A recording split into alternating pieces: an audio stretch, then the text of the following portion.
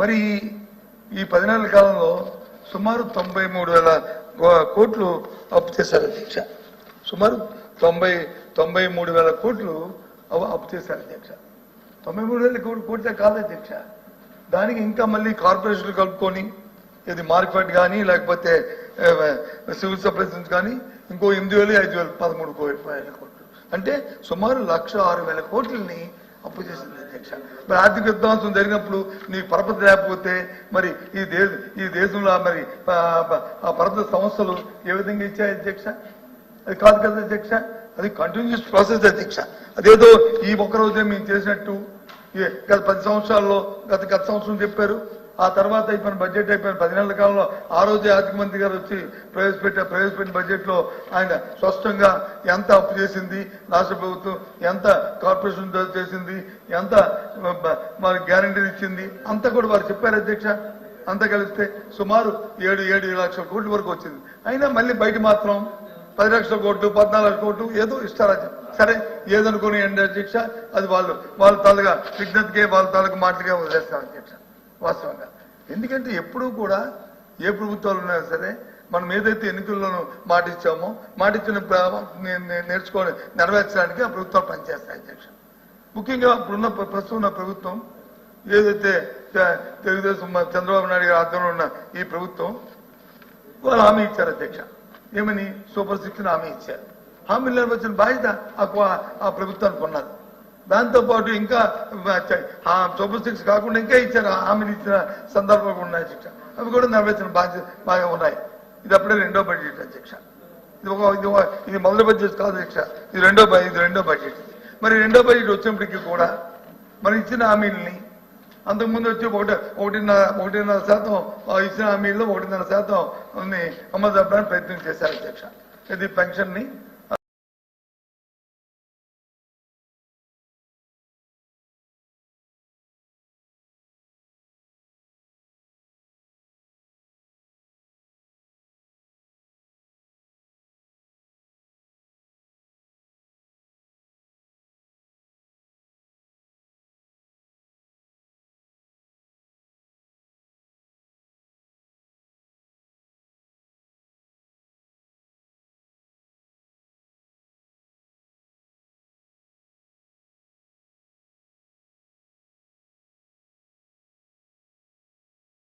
అలాగే సిలిండర్లు ఉంటే సిలిండర్ 3 సిలిండర్కి 1 సిలిండర్ అడ్జస్ట్ చేసుకున్నా ఉన్నాయి.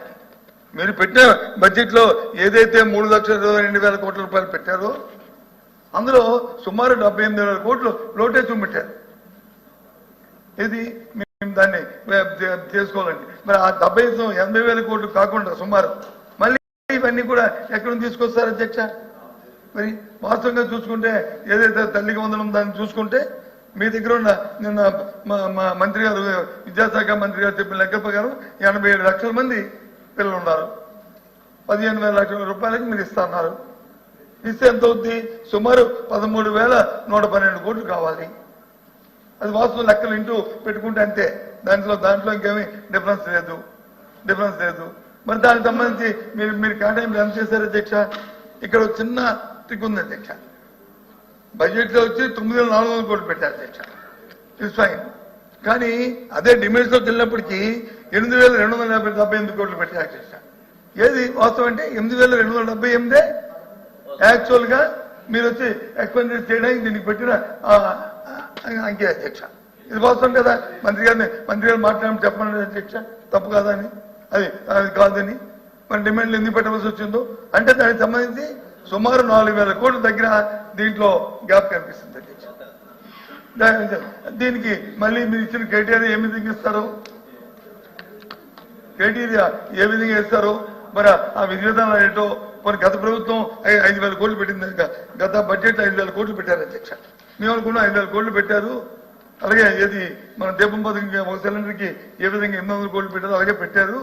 ఇప్పుడు కూడా స్టార్ట్ చేస్తారు విధి విధానాలు నేను రూపొందిస్తాను అనుకున్నాం అధ్యక్ష. లేదు ఇప్పుడైనా సరే మే నెలలో అని చెప్పారు అధ్యక్ష. ఇది ఆల్రెడీ మార్చి. మరి ఇప్పుడు వచ్చి విధి విధానాలు ఇంకా నిర్దేశించలేదు. మరి ఎప్పుడు లోపల ఇస్తారు? ఏంటి దానికో స్పెసిఫిక్ డేటు? నేను దానికి వ్యతిరేకం కాదు. I agree. మీరు ప్రభుత్వం ఎందుకంటే ప్రభుత్వ విధానం ఉంటుంది. ఆ విధానం ప్రకారం వాళ్ళు ఇచ్చిన డేట్ ప్రకారమే అది చేస్తారు. నేను కానీ మేకన్నారు కదా, ఇంకా ఇప్పుడు వచ్చి విధి విధానాలు పెట్టారు కదా, ఆ విధి విధానాలు మళ్ళీ దాన్ని వెట్టింగ్ జరగాలి కదా, జరిగినప్పుడు ఈ సమయం సరిపోతుందా లేదా అనేది ఒక ఆందోళన. అది అంతకు తప్ప ఇంకేం కాదు. నా ఉద్దేశం అది ఆందోళన తప్ప ఇంకేం కాదు. అది మీరు ఇచ్చిన వాగ్దానానికి ప్రజల తరఫున మేము మిమ్మల్ని అడుగుతున్నాం. ఆందోళన మా ఆందోళన మీకు వ్యక్తపరిచాం. ఇది ఏ రకంగా అధ్యక్ష ఆలోచన చేయండి. దాంతోపాటు అన్నదాత సుఖీభావ ఏదైతే పథకం ఉందో దానికి 20,000 రూపాయలు ఇస్తున్నారు.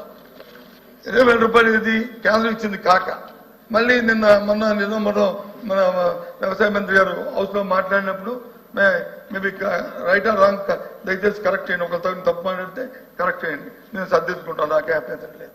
వ్యవసాయ మంత్రి గారు మాట్లాడినప్పుడు కాదు కేంద్ర ప్రభుత్వం ఇచ్చిన 20,000 రూపాయలతో కలిపి కేంద్ర ప్రభుత్వం ఇచ్చిన 6,500 రూపాయలతో కలిపి 20,000 రూపాయలు అని చెప్పారు. అదే నేను అదే చెప్తాను కదా, ఎన్నికల్లో వచ్చి 20,000 అని చెప్పారు, హౌస్ లో వచ్చి మంత్రి గారు వచ్చి దాంతో కలిపి 20,000. ఇట్స్ ఫైన్ దాంట్లో ఏం కదా, దాంట్లో ఇబ్బంది లేదు. అధ్యక్ష మంత్రి వాళ్ళు 2019 ఎలక్షన్ల ముందు మేము 12,500 ఇస్తామని చెప్పి వాళ్ళు ప్రతి దగ్గర వాళ్ళు చెప్పారు అధ్యక్ష. మేము అలా మోసం చేయలేదు అధ్యక్ష. ఎన్నికల ముందు స్పీచ్లు చూడండి, ఎన్నికల మేనిఫెస్టోలో చూడండి, కేంద్ర ప్రభుత్వం ఇచ్చినటువంటి